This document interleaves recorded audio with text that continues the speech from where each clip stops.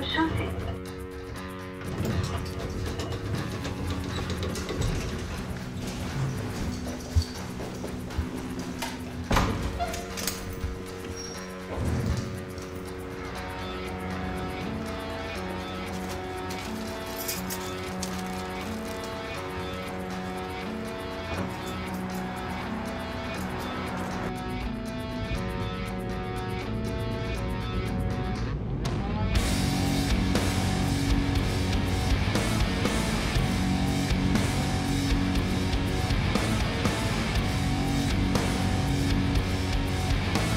Ne dites jamais dans votre présentation à des gens que vous croisez « je suis coach ». Dites par exemple « je m'occupe des gens qui ont des problèmes dans l'entreprise pour travailler ensemble ». Et là, systématiquement, si vous leur dites « je suis coach » et tu as du boulot, et si vous dites bah, « je m'occupe des problèmes dans l'entreprise pour coopérer », elle dit « mais tu dois crouler sous le boulot ». Et s'intéresser à l'autre, c'est s'intéresser à ses problèmes pour accueillir sa souffrance, puis passer à l'étape suivante qui s'appelle problématiser. Comment je peux redonner une dynamique au fait qu'il se vit comme une balle de golf dans un trou, dans un bunker en sable. Pour moi, il est essentiel que chacun puisse non pas devenir un coach de plus, mais quelqu'un qui a quelque chose à apporter à ses interlocuteurs, à ses clients et à sa façon d'être au monde. À ce titre, je ne forme pas simplement à un métier, je propose des espaces de développement professionnel et personnel. J'ai besoin d'avoir des personnes qui ont eu une appétence pour regarder leur propre fonctionnement et la connaissance de soi. Dans la mesure où, pour pouvoir accompagner l'autre, c'est bien de bien se connaître finalement et d'être au clair sur ses motivations, éventuellement avoir fait un parcours de développement thérapeutique. Voilà, c'est ces gens-là que je cherche.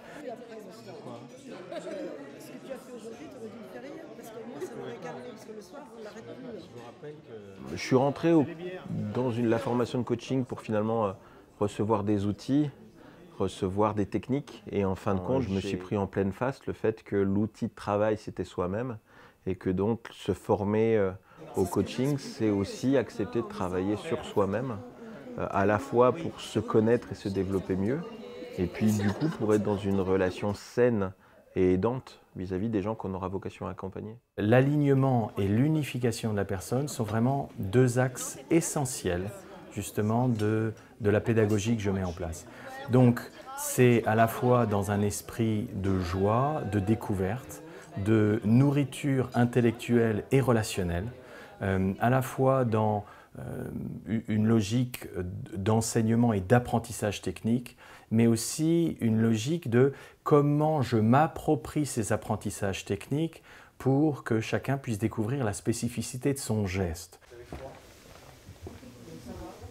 Je vous ai quitté et en fait, j'ai trouvé ma première coachée sur la route du retour. Et ça, c'était énorme. Je l'ai récupérée en rentrant chez moi. Ça m'a donné une pêche d'enfer en fait. Alors je fais ça sur les week-ends, donc le week-end j'ai une pêche d'enfer souvent. Et quand j'entends ce que la plupart d'entre vous, vous avez déjà 1, 2 coachings, etc. Je me dis, purée, c'est fabuleux. Pour moi, le coaching, c'est avant tout c'est d'abord une forme d'accompagnement et c'est vraiment ça que je viens chercher. C'est-à-dire que moi, j'ai été accompagnée en coaching, j'ai trouvé ça absolument formidable et la façon dont je me sentais après, je ne l'ai jamais ressenti ni en sortant de chez un thérapeute, ni en sortant de chez une amie ou de chez mes parents. Enfin, vraiment, j'avais un vrai bien-être, un vrai alignement. Et c'est ça pour moi la définition. Et c'est ça que je cherche à apporter en faisant du coaching. Donc c'est ça que je mets derrière.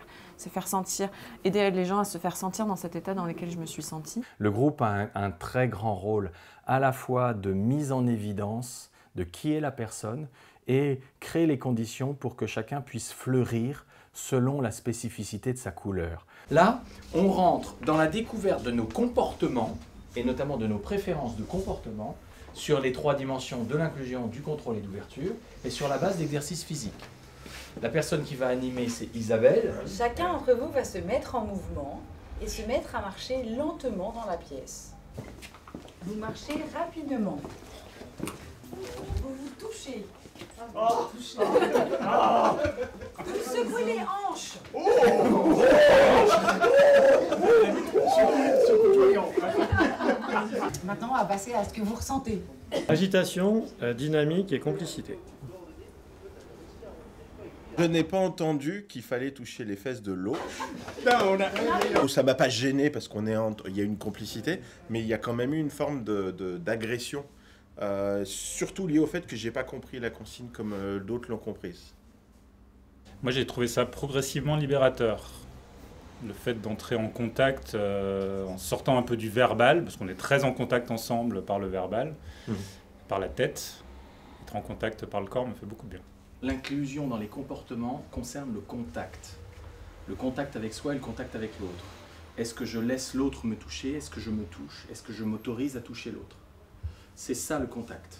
On constate que pour certaines personnes, les processus d'inclusion comportementaux génèrent du contact et génèrent du dynamisme. Moi, c'est plus le côté ludique qui m'a plu et c'est le rire que ça a généré, qui a généré de l'énergie et que j'ai trouvé qui était très positif.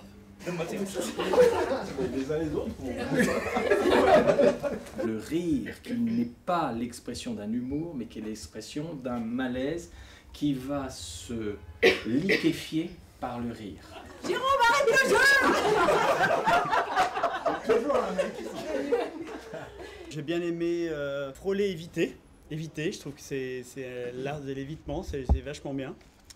Et après, libération, très drôle de toucher le corps de l'autre.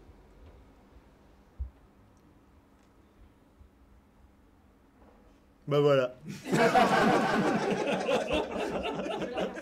Et donc, il est vraiment important que le coach puisse développer cette tranquillité, cette joie. Et ça, du coup, c'est toute une construction pédagogique et de vie où, effectivement, on alterne à la fois par des apports, par des mises en situation, des jeux pédagogiques. Hommes et femmes mélangés devant un mur. C'est le moment où vous obtempérez normalement. Là. On choisit. Ça arrive jusqu'au... Le contrôle, c'est compliqué après. Hein. Être près du mur veut dire que vous prenez les choses en main. Être loin du mur veut dire que vous souhaitez ne pas prendre en charge les autres. Dame, j'ai une question. J'ai apprécié d'être sur ses épaules, donc quelque part un peu dans la hiérarchie, est un peu au-dessus, mais il y a un moment je lui ai dit il faut que je te soulage parce que je sentais qu'il portait et qu'il fallait que je descende pour finalement revenir à son niveau et qu'on soit ensemble. Vous prenez la bonne position. Si quelqu'un vous prend cette position, vous repoussez l'autre pour la garder. Mais lunettes. C'est ingérable. Hein. Ton bas au bas, c'était impressionnant. Alors, c'est maintenant. Non, t'avais de la force. Hein. On a fait l'expérience patente du leadership que de trouver sa bonne place par rapport au leadership. J'ai usé de ma force pour virer Igor. Pousser les autres. Ouais, mais je me sens encore moins à ma place. J'ai été assez étonnée d'observer le chaos pour la prise de leadership. C'est insupportable. Il fallait, pour prendre sa place, user de la force. Et là, ça me plaisait pas du tout. J'ai vu ça du coup avec une certaine distance confortable, en me disant waouh, là il s'étripe au milieu pour la proximité du pouvoir. À partir du moment où ça commence à s'écharper pour le prendre, je lutte un tout petit peu, je fais semblant de lutter, puis finalement je recule, et puis je recule, et puis je recule loin en fait. Et je regarde ça, et il me reste un goût amer. Ce que dit Thomas, c'est finalement, je suis déçu par les hommes, ou par les êtres humains, qui finalement vont se battre pour être dans le leadership. Moi je crois que j'ai été stimulé par la compétition, avec l'envie de prendre le lead, mais avec une limite qui était celle de devoir me bagarrer pour ça. Et je pense que ça parle du besoin d'être validé par le groupe. Toucher le visage de l'autre. Hein? Comment? Est-ce que t'es OK? Toucher les cheveux de l'autre. C'est quand même quelque chose, hein, d'abord de se regarder dans les yeux. J'ai noté que tantôt on avait désamorcé des risques de gêne par un peu d'humour, une petite blague de ci, une petite blague de ça. J'avais confiance et je savais qu'on allait avoir un truc de merde comme ça à faire.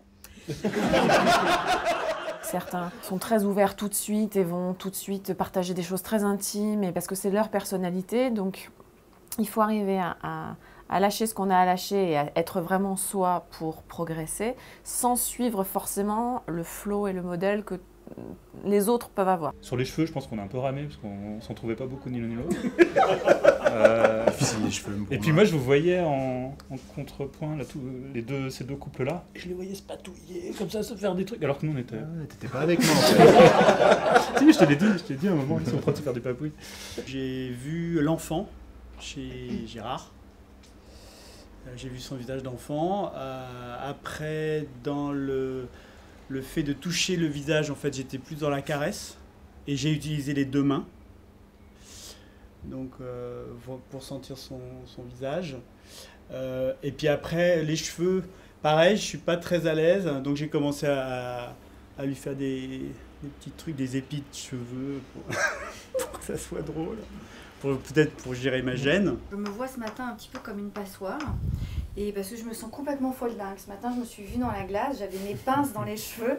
Il y a un tas de bordel incroyable. Mais en fait, je le vois très rose. Je suis pas soucieuse du tout. Je me sens comme galvanisée. En ce moment, de l'énergie positive et de l'énergie tout court, qui est, je pense, mon axe d'équilibre en ce moment. Et je dois faire un choix ou terminer de faire un choix. Qui est gagnant ou gagnant, sauf que ce n'est pas le même choix. Donc il y a une très grande richesse des supports, à la fois techniques de pédagogie et aussi de modalités. Donc il y a du travail personnel, il y a du travail en sous-groupe, il y a du travail en session plénière, il y a du travail de visionnage, il y a du travail en pédagogie inversée, où finalement on se nourrit chacun de ce qu'il a compris, des questionnements qu'il a, de telle sorte que finalement nous apprenons ensemble pour développer un geste spécifique de chacun. Voilà, je suis très impressionné par la qualité de cette promotion en termes de créativité. Je suis un peu dépassé et je trouve ça très agréable. Et donc j'ai les grands yeux qui s'ouvrent un peu comme ça en disant « Waouh !» Les gens sont tels qu'ils sont et finalement se disent bah, « j'ai envie d'y aller ». En fait, mon enjeu, c'est de former sur la base du désir de se rencontrer soi, de rencontrer l'autre, de rencontrer des sujets qui sont passionnants parce qu'ils touchent à l'humain, mais ils touchent aussi à toute la production de l'humain, c'est-à-dire les sociétés, les organisations. Je suis coach bénévole auprès de 60 000 rebonds, qui est une association qui aide au redémarrage des dirigeants ou des entrepreneurs qui se sont plantés, qui doivent redécoller, qui des fois y ont laissé leur boîte, mais des fois y ont laissé leur santé, leur famille, leur couple, et qui maintenant doivent rebondir. Je travaille avec les équipes, je travaille beaucoup avec les dirigeants, et des fois il y a des écarts incroyables entre la posture du dirigeant ou la façon dont les équipes travaillent et ce qu'on essaye de mettre en place après, ce qu'on essaye de renvoyer comme image, quoi. C'est hallucinant. L'enjeu de l'inclusion, c'est toujours la question de savoir si on est dedans ou dehors. Hein. Et donc, est-ce que je fais partie du groupe ou est-ce que je ne veux pas faire partie du groupe? Est-ce que je m'inclus moi-même tel que je suis ou est-ce que je m'exclus moi-même? Si vous mettez que des gens qui veulent influencer, c'est-à-dire qui veulent prendre le leadership, ça pose problème. Donc dire c'est pas bien d'être influencé et c'est bien d'influencer, ou inversement c'est pas bien d'influencer et c'est bien d'être influencé, tout ça, ça n'a pas de sens. Tout est affaire d'équilibre et d'affaire de cohérence de fonctionnement ou de complémentarité des rôles lorsque nous sommes dans les relations avec les autres. Alors que vous avez ce comportement, est immédiatement associé un ressenti. Le ressenti qui est associé dans la relation à l'autre, l'autre à moi, moi à l'autre, la sensation qui est, ou le sentiment, ou l'émotion, voire même la croyance qui est associée à la dimension de l'inclusion, c'est la notion d'importance. Est-ce que je me sens important dans le regard de l'autre? Je veux que les autres me considèrent important. Je suis un homme en pleine transformation. Je suis super heureux d'apprendre tout ce que j'apprends ici. Je sais que pour progresser, il faut que j'aille puiser mes ressources à l'intérieur de moi-même pour être beaucoup plus puissant, pour devenir, comme nous dit Jérôme Curnier, un homme debout. Ton besoin, c'est quoi? C'est que je t'aide à ne pas stresser? En fait, j'aimerais trouver une façon de faire pour que je ne sois pas stressée quand je vais dans un environnement de personnes que je ne connais pas. Et comme toi, je sais que tu fais partie des gens qui n'ont aucun mal pour le faire. Finalement, je pense que T'es la bonne personne pour répondre à mon besoin. Son problème, c'est qu'elle veut aller... Tu es en train de te dire comment je vais pouvoir l'aider au lieu de la faire parler. Oui. En fait, tu vois, et en fait, l'idée, c'est tu n'es pas là pour l'aider, tu es là pour faire que ces fleurs s'ouvrent un tout petit peu pour que tout à coup, elle voit que dans son jardin, il y a plein de fleurs. C'est pour ça que quand tu l'écoutes, tu interprètes pas ce qui est un problème ou pas. Tu comprends? Mais est-ce que tout ce qu'elle a dit n'est pas lié à ça, justement? Ta capacité de déduction, de compréhension, de perception, d'observation, elle ne sert qu'à la regarder et à l'entendre pour le moment. D'accord? Qu'à la regarder et à l'entendre. Et rien qu'avec ça, si on avait fait que ça, ça suffisait à ce qu'elle puisse regarder le truc en se disant « Ah, quand même, ok, comment tu te sens? Je me sens pas bien là, parce que j'ai des problèmes. Je croyais en avoir qu'un, j'en ai 5. D'accord?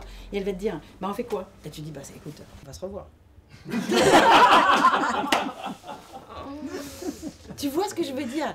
Et surtout, elle t'a pas trouvé de solution, t'as juste éclairci. Et donc, premier modèle, c'est un modèle assez statique en disant que nous constatons que les gens ont confiance en eux quand ils ont en fait confiance en 5 piliers, qu'ils ont expérimenté 5 piliers. Le premier, c'est que la confiance collective fonctionne mieux si les personnes ont confiance en elles-mêmes. Deuxième pilier, ça fonctionne mieux si on a une expérience qu'on peut faire confiance à l'autre. Troisième pilier, que l'on peut faire confiance dans la situation. C'est parce que j'ai confiance dans la situation que je suis capable, par exemple, hier, de transformer complètement le programme. Parce que je sais que la situation va apporter ce dont les gens ont besoin. Et non pas, je sais que c'est comme ça qu'il faut apprendre avec mon programme. Je sais renoncer à ça. C'est parce que j'ai développé la confiance dans la situation. Le quatrième point, qui est le plus difficile, c'est je constate qu'un système est confiant si les personnes ont confiance dans leur hiérarchie. Et enfin, dernier point, vous avez confiance d'une façon générale dans la vie. Et du coup, pour avoir confiance en soi, c'est pas qu'est-ce qu'il faut faire, c'est comment vous vous sentez, qu'est-ce que vous vous dites, qu'est-ce que vous voyez quand vous avez confiance en vous. L'essentiel dans cette formation, c'est vraiment de prendre notre patte humaine pour savoir comment la travailler pour être au service de soi, des autres. Oscar Wilde disait soyez vous-même, les autres sont déjà pris. Et j'aime beaucoup cette expression.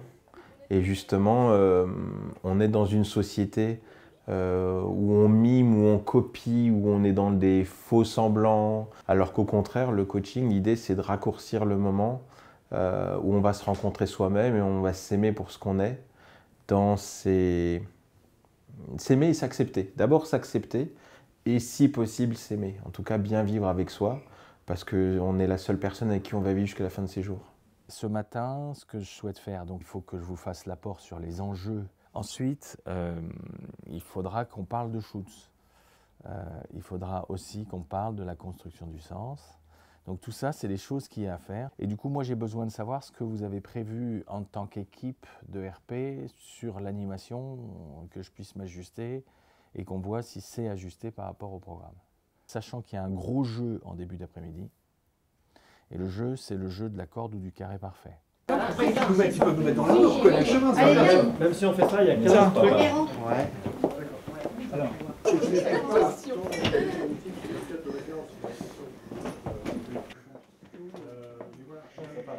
il va falloir que vous réalisiez un carré parfait avec une corde de 10 mètres, que voici. Et vous devrez refaire ce carré parfait alors que vous n'avez pas le droit de parler et que vous ne verrez rien. Comment tu te sens? Ça va être le bordel. Ça m'éclate, j'adore. Ça va être nickel. A tout de suite. Il est peur, il est peur. Le mur de départ, c'est celui où il y a l'halogène. Tu viens là et tu avances de quelques pas. Voilà, tu vas retrouver tes... On n'a pas dit ce qu'on disait quand on était prêt. Voilà. Et toi, voilà, on est 1, 2, 6.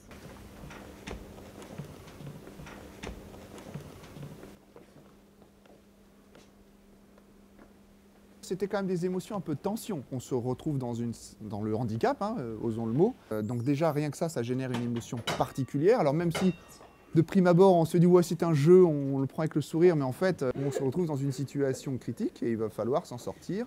Mais néanmoins on est dans une situation de tension puisqu'on doit résoudre quelque chose avec un certain nombre de contraintes.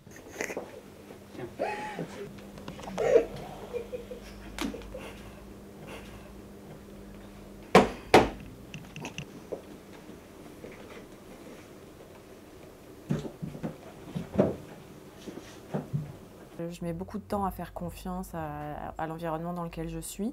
Donc oui, il y a de plus en plus de confiance et le fait de voir que les autres se mettent en danger me commence à faire tomber un peu effectivement les barrières. Alors Magali, ce à quoi je suis très sensible, c'est ton honnêteté radicale, ton refus définitif du faux semblant et je crois que ça a été un choix existentiel chez toi. Tu as un désir d'apprendre par la prise de risque et c'est courageux. Partage ce que tu vis intérieurement, pas forcément tes émotions, mais ce que tu vis, parce que tu peux partager ce que tu penses. C'est vraiment une zone de non-violence, de non-code où on peut être totalement soi-même et ça c'est hyper riche et c'est vraiment ce que le groupe m'apporte. Tu as un professionnalisme au service du collectif dans le contrôle, c'est-à-dire tu rends les gens intelligents. Et quand ils ne savent pas,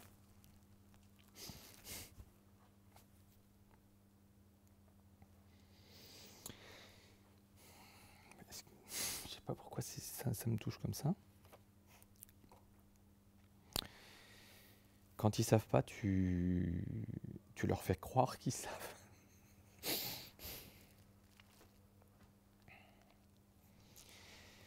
Donc merci d'être dans cette promotion. Putain, pourquoi je suis comme ça? Quelle intégration de la posture de coach de groupe? Alors dans les axes, j'en ai 3. Dire tes besoins pour que tu profites de l'expérience de te voir satisfait par les autres et de constater leur joie à te satisfaire. Le deuxième, c'est dis pour rire à ta femme qu'elle a choisi un homme exceptionnel. Ce sera bon pour ton humilité. Je dis ça, en fait c'est très sérieux. Hein. Tu lui dis ça parce que ça va t'obliger à exprimer ce que tu ressens.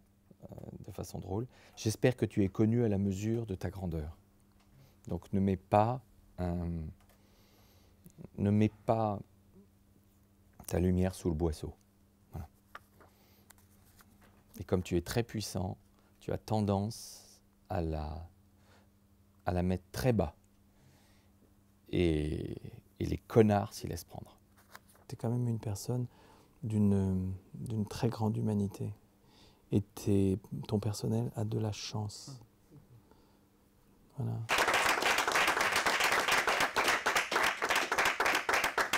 Il y a aussi l'animation et l'encadrement qui met en place toutes les protections nécessaires de confidentialité, d'entraide. On se dit les choses d'un point de vue qui est bas et toujours bienveillant, qui est solidaire. Et ça protège et ça permet d'oser en fait. La matière humaine qu'on va accompagner, c'est des gens, c'est des émotions, c'est une sensibilité, c'est une histoire. Et on ne peut pas prétendre accompagner ça si on ne s'est pas soi-même mis en route sur ces mêmes thématiques. J'ai besoin de ton aide pour y voir clair sur est-ce que je dois dire quelque chose, et si oui, dire quelque chose ou pas, et si oui, quand, comment. Et donc je suis sous-traitant au sein d'une équipe menée par un cabinet qui doit accompagner le plan de départ volontaire d'un gros effectif. Et je suis sorti de la réunion après 3 heures de réunion où, hormis le bénéfice d'avoir fait connaissance les uns et les autres, j'ai à peu près rien reçu des informations qui étaient attendues. Donc mon dilemme, c'est qu'est-ce que je dis ou qu'est-ce que je garde pour moi?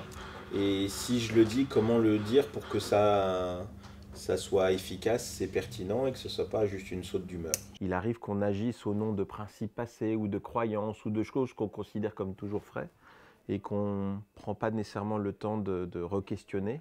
Est-ce que je vais être rejeté? Est-ce que je vais être une nouvelle fois trahi? Est-ce que je vais être l'objet d'une injustice crasse? Et là, qu'est-ce qui se passe? C'est toutes nos blessures qui sont aux commandes, c'est-à-dire nos scénarios. Je suis là pour vous dire, vous voyez les comportements que vous avez là dans le visible, sont généralement le reflet de quelque chose qui est beaucoup plus caché. J'ai toujours été quelqu'un de sensible et d'intuitif, d'empathique on pourrait dire, et je l'ai toujours vécu comme quelque chose d'un peu handicapant et qui me décalait. Et j'ai trouvé d'autres gens qui étaient comme ça, où j'ai compris qu'on pouvait fonctionner autrement que comme ça. J'ai compris que c'était pas grave. J'ai appris à me connaître mieux et à me juger moins. Jamais à l'abri d'une bonne photo. Super.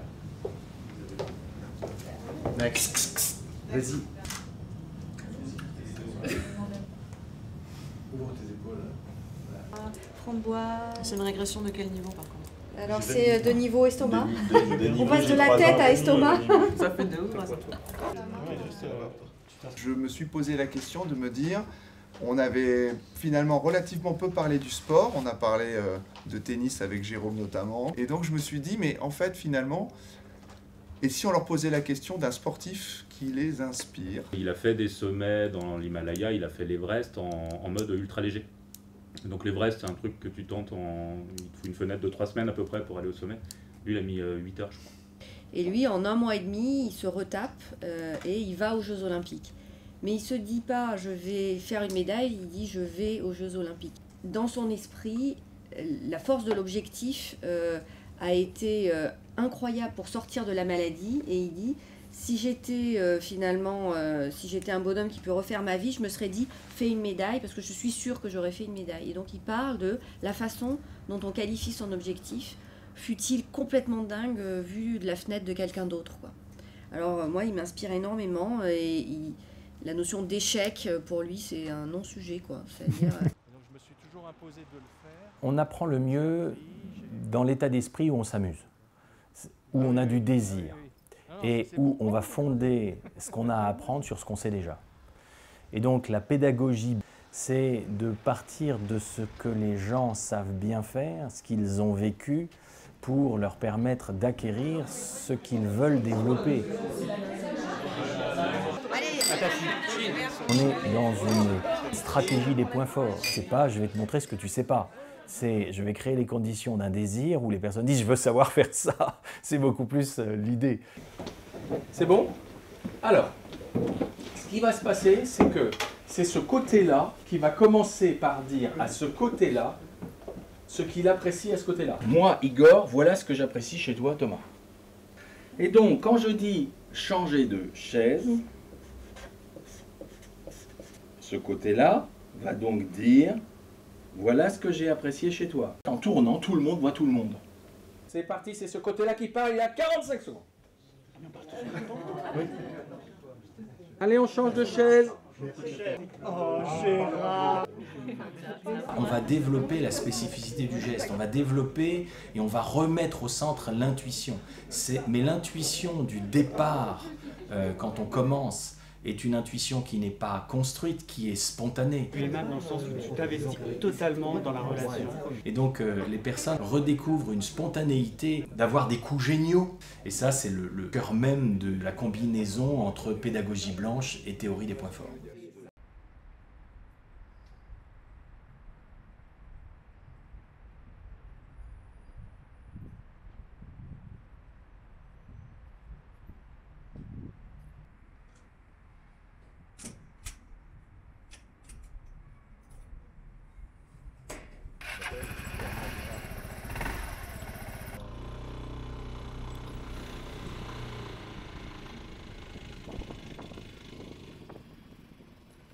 Philippe, si on me demandait ce que m'a apporté le coaching dans ma vie, c'est surtout le groupe. En fait, c'est surtout les gens. C'est les théories, bien sûr, que nous apporte Jérôme. En fait, c'est tous les gens qu'on retrouve à peu près tous les mois et demi. On se rend à Lyon pour échanger, pour apprendre, pour se connaître. Un des piliers de la formation, c'est l'autre.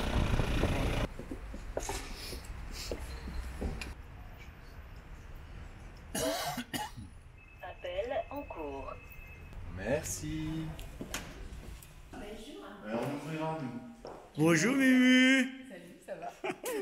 Bisous, bisous, bisous. Je te fais un bisou au casque. Ça va? Ça va et toi? Allez, je vous laisse. Vous sécurisez un groupe, si le groupe a un leader identifié. S'il ne l'a pas identifié, ça va ralentir. C'est-à-dire que l'énergie qui est dépensée à identifier qui est le leader prend à peu près 80% de tout ce qui est disponible comme énergie dans l'esprit de la personne. Comment on fait pour motiver les gens, les garder, les rendre efficaces? Voilà. Et c'est ça le coaching, c'est ça le management, c'est ça le travail d'équipe. Et c'est ça que je viens chercher ici. Ah non, non. Il y a lui qui peut... L'énigme, on peut le poser là. Mais énigme, c'est quoi ça? Il y a beaucoup de choses derrière le manager, mais c'est pas une énigme. A priori, on est tous quand même plus ou moins d'accord, parce qu'on voit bien qu'il y a plein de choses qui se recoupent. Néanmoins, on dégage quand même des éléments d'identité qui définissent le manager autour de la bienveillance, de la justesse, ou justice, de l'exigence. Et après, dans les missions qu'on a identifiées, il a une mission de guide, une mission de cadre, je lirai tout, une mission de cadrage, une mission de pilotage, de mise en valeur, de coordination de ses ressources, de facilitation des relations et de la communication, et de protection. Quand on dit qu'on accompagne un manager, c'est qu'on accompagne à minima ses identités managériales. Et donc changer l'organisation, c'est aussi changer le stade de développement d'équipe et c'est aussi changer le stade de développement du manager. Et ils vont se dire, mais on nous prescrit d'avoir un certain type de management qui n'est pas compatible avec la culture physique de l'entreprise. Et là, je dis, vous avez tout compris.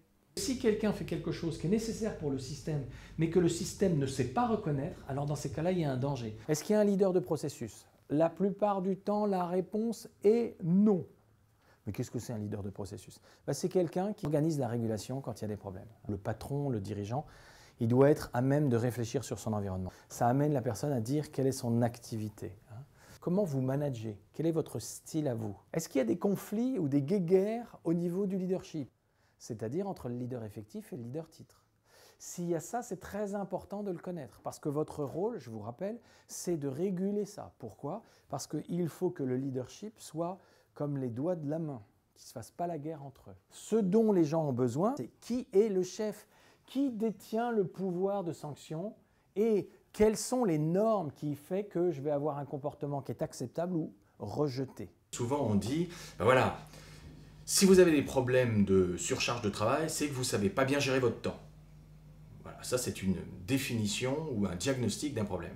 Oui, mais pas bien gérer son travail, c'est pas parce qu'on a un problème nécessairement avec son temps ou avec le rapport qu'on entretient avec le temps. C'est peut-être que les objectifs sont pas clairs ou peut-être que les ressources sont pas disponibles. Et donc, c'est à chaque fois du sur-mesure. Bien sûr, il y a des grands axes qui sont génériques. Donc, on va travailler, par exemple, comme thème générique, la communication, l'identité managériale, l'animation d'une équipe, ou que sais-je, la motivation. Un des enjeux du coaching, c'est que la personne puisse se connaître et puisse grandir et développer ses compétences pour qu'elle puisse les mettre au service d'elle-même et au service du collectif. Et ce projet sociétal, j'emprunte sa formulation à Kenneth Gergen, qui a écrit un livre qui s'appelle « Le constructionnisme social ». Et son propos est le suivant, c'est que pour pouvoir vivre aujourd'hui dans une relation saine à soi-même, aux autres et au monde, eh bien, il est important de nous concevoir les uns les autres comme profondément interdépendants. Ça va bientôt faire 2 ans que vous travaillez, donc vous avez acquis une souplesse intérieure qui fait que dès qu'on vous propose un exercice, paf, vous savez le mettre en œuvre comme ça, et paf, vous tombez tout de suite dans des trucs bien profonds, bien impliquants. Bah non, j'ai pas pu le mettre ailleurs de fait. D'accord. Je leur ai proposé un questionnaire pour les mettre dans une situation où on fait émerger leurs propres croyances. Quand je sens qu'il y a quelque chose qui m'inspire, qui m'attire, un projet dans lequel j'ai envie de contribuer, du fait que je suis la bonne personne pour le faire, je compte pas mon temps.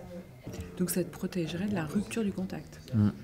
Il y a des blocages intérieurs, il y a des croyances, il y a des valeurs qui ne sont pas respectées. Si par exemple la personne dit « eh bien j'ai comme valeur la discrétion » et parler à un client et me faire connaître, c'est tout le contraire d'être discret, eh bien il faut travailler cette représentation et cette croyance de telle sorte qu'on puisse continuer à respecter la discrétion, qui est une valeur tout à fait noble, mais que ça ne constitue pas un empêchement pour la personne. Voilà, c'est un exemple très très simple. Et puis, on peut découvrir après coup, wow, heureusement qu'on ne l'a pas acheté ce truc-là, tu vois. Si poser des questions qui permettent à la personne de mieux s'orienter, de mieux réaliser ses objectifs, d'avoir plus conscience de lui-même. Si ça, c'est de la thérapie, alors oui, nous faisons de la thérapie. Ou à contrario, tout est coaching. En fait, on s'aperçoit qu'on est dans un protocole ou une relation qui est heuristique, qui permet à la personne d'être moins mystérieuse à ses propres yeux. La PNL parle d'équivalence complexe. Il est important d'identifier finalement la logique interne de la personne et la façon dont elle a tenté, un peu désespérément jusqu'à maintenant, de résoudre le problème. Et ce que l'intervention systémique brève a mis en lumière, c'est qu'il y a un lien très très étroit entre les tentatives de solution et les injonctions, c'est-à-dire les ordres que la personne se donne à elle-même, et que ces injonctions qui sont des ordres concentrés sont directement issues de croyances limitantes, lesquelles sont les équivalences concrètes de valeurs, et derrière les valeurs, il y a des besoins. Écoutez et posez la question, quelles ont été les tentatives de solutions que vous avez essayé de mettre en place et qui n'ont pas réussi jusqu'à maintenant? C'est une information de première qualité, dans la mesure où justement, vous allez voir apparaître ici ce qu'on appelle potentiellement le thème du changement, sachant que le thème du changement, c'est l'antidote de l'injonction qui oblige la personne à toujours tenter la même chose. Ce que l'approche systémique met en lumière très facilement, c'est que nos clients ne sont pas toujours des vrais clients. Qu'est-ce que l'approche systémique appelle un vrai client? Un vrai client, c'est un client qui souffre de quelque chose et qui arrive à vous convaincre qu'il en souffre suffisamment pour que vous ayez envie de travailler avec lui. Et que de surcroît, elle a déjà tenté de faire des choses qui n'ont pas abouti et qu'elles ont suffisamment confiance en vous pour dire « je veux bien réessayer ». Ça, c'est le vrai client. Deuxième type, entre guillemets, de client, c'est ce que l'approche systémique appelle des plaignants. C'est des gens qui passent leur temps, par exemple, à se plaindre qu'ils ont mal aux fesses parce qu'ils sont assis sur un chardon. Et si vous leur dites « tu sais que tu peux te lever et trouver une autre chaise »« Ah oui, mais non, en fait, je ne suis pas sûr de trouver une nouvelle chaise. » Et donc, la motivation de cette personne, c'est de se faire plaindre. Et elle a besoin d'être prise en charge et son désir, c'est effectivement qu'on soit une bonne maman. Troisième type de clients, les visiteurs ou les journalistes. Moi, j'appelle ça les touristes. C'est-à-dire, ils viennent faire des interviews autour du coaching. Et puis quand vous leur dites, vous avez une demande, un sujet à traiter, ah ben non, moi je suis ni pour ni contre, bien au contraire. Voilà. Et ceux-là, il faut les fuir. Vous n'arriverez jamais à faire quoi que ce soit avec des visiteurs, touristes, journalistes.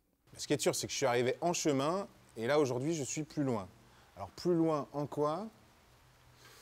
Ma conscience de mon charisme et de mon leadership, ma conscience de ma parole, ma conscience de ce que je sens chez les autres, système, organisation, équipe, personne, et mon autorisation à le dire en fait. Vous, en tant que coach, vous êtes forcément celui qui donne des permissions. N'hésitez pas à poser des questions en disant « c'est quelle peur ?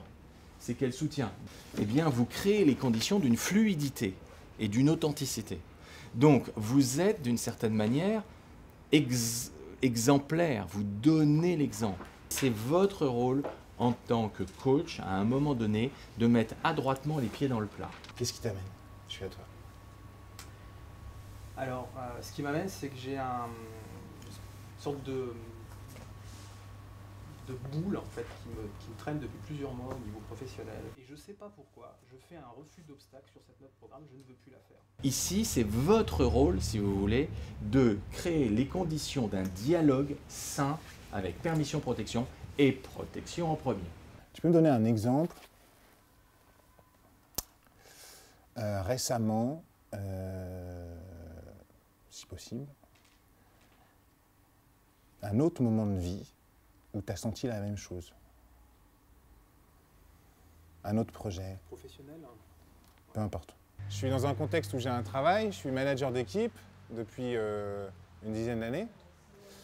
Et à ce stade, je crois que je veux rester dans le même contexte, mais je veux approfondir. Approfondir ma manière d'encadrer les équipes, approfondir ma compréhension de ce qui se passe dans les équipes, dans un système, du fonctionnement d'un individu. Oui, j'ai deux questions que j'ai envie de te poser. Tu vas choisir laquelle je te pose. T'en es où de ton ambivalence entre ce que tu croyais, ce que tu crois moins, Tu vois, dans la balance entre il faut et j'ai plus tellement envie. Tu vois, t'en es où? En gros, dans la balance, il y a quoi et quoi? L'humain, c'est sur mesure, hein, on est tous uniques. Ce que tu dis, c'est plein de bon sens. C'est-à-dire tu te concentres sur l'objectif et tu te dis quelle est la meilleure façon d'atteindre mon objectif. Et bien la meilleure façon d'atteindre mon objectif, c'est peut-être d'écrire un document, mais avec une forme de liberté adaptative.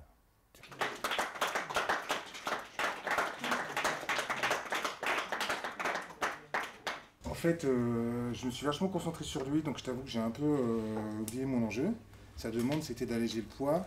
Je lui ai demandé s'il l'avait allégé. Il m'a dit légèrement. Voilà. Donc, j'ai pas demandé si c'était satisfaisant, en fait. Mais, et à ton avis? Dans la bonne direction, quoi. Voilà. Okay. Il reste plus bloqué sur une note qu'il n'arrive pas à écrire. Il y a autre chose qui s'est ouvert. La plupart du temps, en coaching individuel, vous êtes tout seul. Et si vous restez tout seul en vous isolant, alors vous êtes en danger. C'est-à-dire vous n'avez plus de communauté de soutien, vous n'avez plus de communauté de protection, vous n'avez plus de communauté d'apprentissage continu, de révision de votre pratique, etc. Et donc cette communauté de soutien, elle est déjà constituée de 3 points qui sont déontologiquement obligatoires. Le premier point, c'est formation continue. C'est-à-dire que vous allez, grosso modo, je le dis rapidement, dépenser 5 à 6 000 € tous les ans sur vous. Le deuxième pilier, c'est la thérapie. C'est-à-dire la thérapie est un état d'esprit, ça n'est pas « il faut que je répare ça ». C'est « je vais regarder ce qui se passe en moi pour être un peu au courant des émanations, parfois nauséabondes, de mon inconscient ». C'est une obligation si vous voulez pratiquer ce métier. Et puis le troisième point, c'est la supervision. Mais ça, j'allais dire, c'est les 3 piliers, le trépied obligatoire. Après, la communauté de soutien, avoir des potes avec qui travailler, etc., c'est en plus. Moi, je dis c'est tout à fait essentiel. C'est tout à fait essentiel.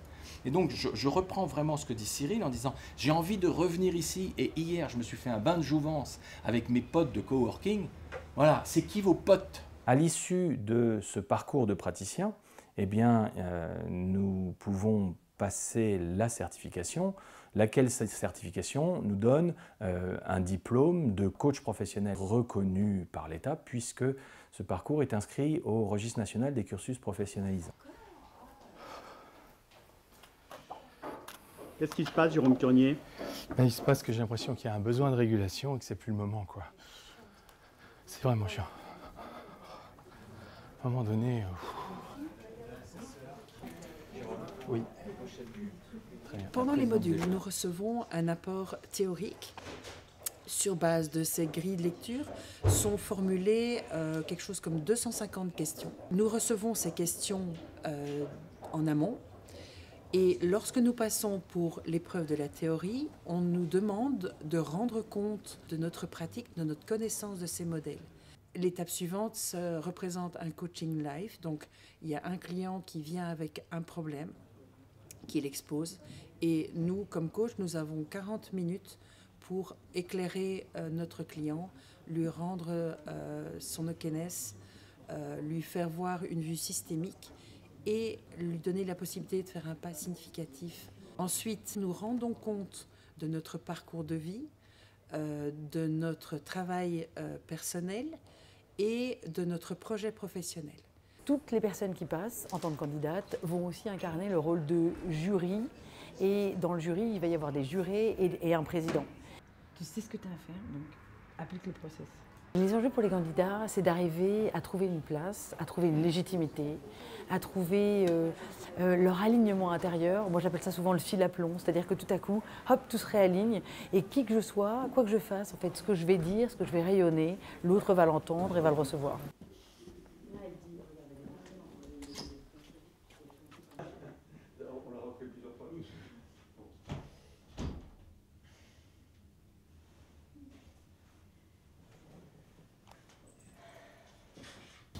Moi, j'arrive dans une famille de 7 enfants et c'est à la fois lumineux et à la fois sombre. Il faut imaginer des breaks. Et puis quand on va faire les courses, on prend des gros paquets. Et moi, dès qu'on arrivait à Carrefour, je fonçais au rayon bouquins. Il y avait en moi une soif, une curiosité, une envie de savoir. Dans ma personnalité, il y a une fragilité, c'est suis-je à la hauteur? Et donc, je peux vraiment me mettre la pression pour être parfait. Tout ce que tu as en toi, que tu perçois et que peut-être tu n'as pas su mettre en mots aujourd'hui au service de l'autre, d'accord ? Tout ça, ça va te permettre vraiment de l'incarner complètement, sans surjouer. Je fais le jeu de mots avec le théâtre, hein, sans surjouer. J'ai trouvé un peu de surjeu, d'après moi. Et donc, je m'étais donné un peu comme ligne de conduite, une valeur d'attitude et de dire, ben, ça sera parfait quoi qu'il arrive. Et du coup, je peux venir tel que je suis. Le but n'est pas de nous couler, mais au contraire de faire remonter tout ce qu'on sait et d'exceller dans ce qu'on sait. Et donc ça s'est en fait bien passé. Et même si on trébuche, il y a toujours une main pour nous récupérer et ça c'est super. C'est bientôt le moment. Bonne journée. Quel est le moment exactement? Alors qu'est-ce qui se passe? C'est le moment où on va lui annoncer la bonne surprise. Il se passe des trucs là, je sais pas, je comprends. Qu'est-ce qui se passe là? J'en sais rien, écoute, ils veulent pas que je rentre, j'attends. J'attends pour pouvoir avoir ma note finale, pour pouvoir être certifiée coach mailloticienne. C'est bon.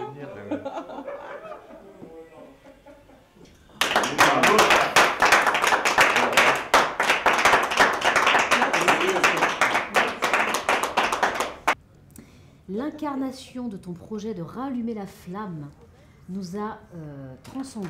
Empare-toi de ta puissance et permets-toi de concrétiser tes projets. Haut les cœurs. Et laisse-toi porter par les valeurs qui t'animent. Je te confirme que tu es donc certifié coach professionnel. Je trouve très beau ce que tu nous as présenté, y compris quand tu trébuches, y compris quand tes larmes coulent.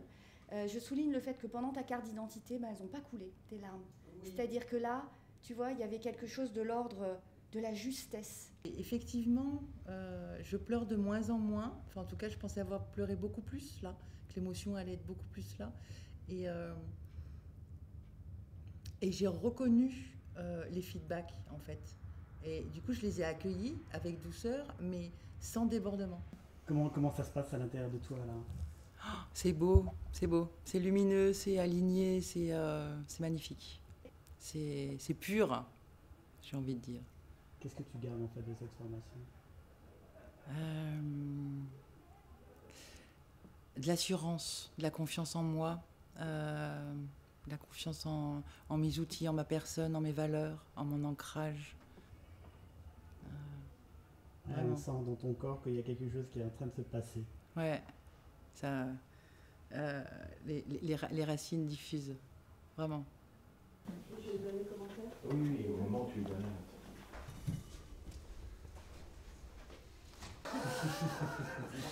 Qu'est-ce qui paraît de l'abondance?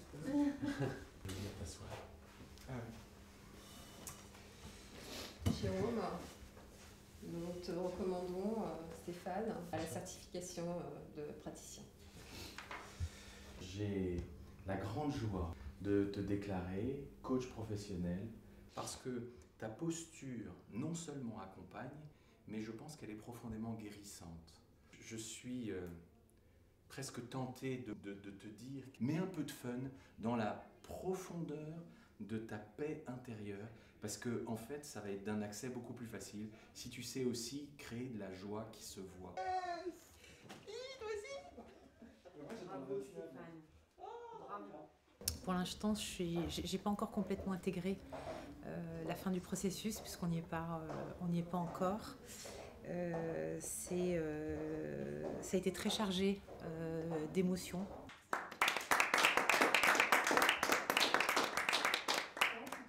On a passé une journée assez extraordinaire et j'ai découvert une femme, une accompagnante. Ma préconisation, ce serait qu'enfin, tu puisses te saisir de cette épée des Excalibur qui est faite pour toi et qu'afin tu affrontes le monde avec toute la puissance, le bonheur et la joie qui te revient. Et c'est pour ça qu'aujourd'hui, je vais donc t'adouber comme le coach professionnel, praticien que tu es, avec toutes mes félicitations. Bravo, bienvenue dans la communauté.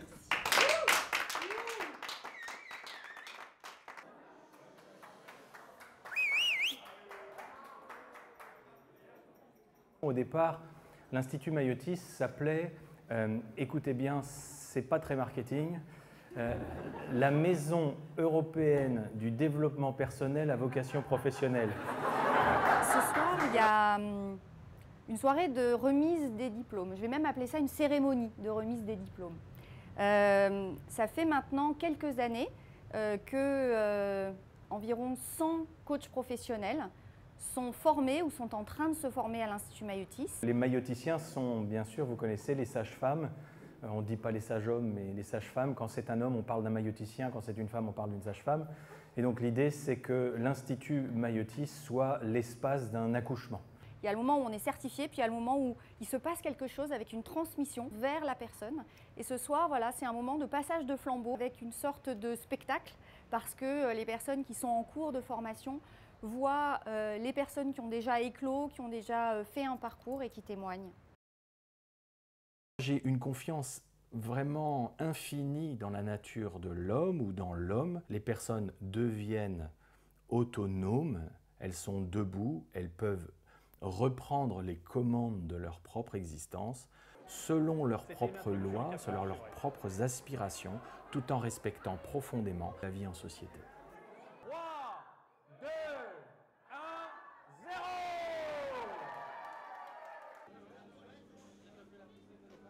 0. La formation, c'est un espace de rencontre humaine. Donc chacune de ces promotions développe une relation privilégiée qui dure généralement au-delà des journées de formation elles-mêmes ou du parcours qui peut durer jusqu'à 2 ans et demi ou 3 ans. Sophie, qu'est-ce qu'il dit, Philippe? Vous êtes perdu. Et donc je lui dis, alors tu m'as aidé, j'ai dit non, on a bu entre parenthèses. T'as la blague facile. Ouais. C'est comme si on était en famille. Hein?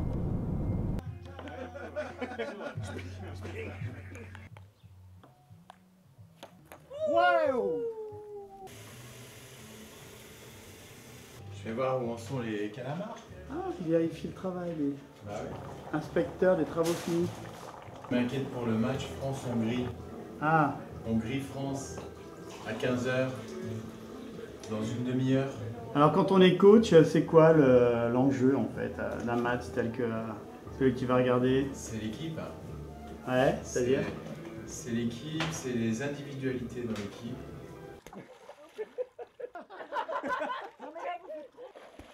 C'est la première fois, je crois, oui, la première fois que je me retrouve après une formation à rester en lien avec les gens avec qui j'ai partagé l'expérience. Merci Jérôme. Bravo Jérôme. Bravo Fred aussi. Souvent dans ces métiers on peut être seul, mais moi j'ai l'impression qu'il y a toujours des gens derrière moi. C'est-à-dire si je peux être dans le doute ou si j'ai des questions sur ma pratique ou si voilà, j'ai besoin de me sentir plus fort, je sais que j'ai une communauté derrière moi. Le nombre d'expériences qu'on a pu vivre dans cette formation, ça me conforte dans le choix de mon métier. Quand les mecs regardent le foot, les filles font la vaisselle, quoi. Voilà, c'est le résultat de 2 ans et demi de développement personnel. Développement personnel. Eh bien, chacun son rôle. Je jette mon torchon. Allez, rebelle-toi, va. J'en ai marre.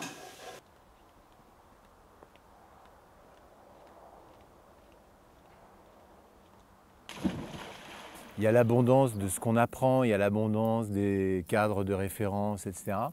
Et là, je me rends compte maintenant que je suis en train de découvrir une autre forme d'abondance, c'est celle des relations et de la diversité des gens que j'accompagne. Je reçois des gens qui ont été blessés, maltraités par leur vie professionnelle. Et sans être dans l'excès d'empathie, j'ai malgré tout beaucoup d'empathie pour eux. Et je vois vraiment les qualités qu'ils ont derrière la maltraitance que certains ont eue. On accompagne des femmes et des hommes dans des situations parfois délicates humainement ou avec des enjeux professionnels qui sont très importants.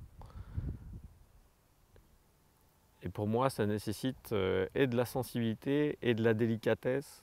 Et donc, Vraiment, je crois que ce que je fais le mieux en ce moment, c'est de les restaurer.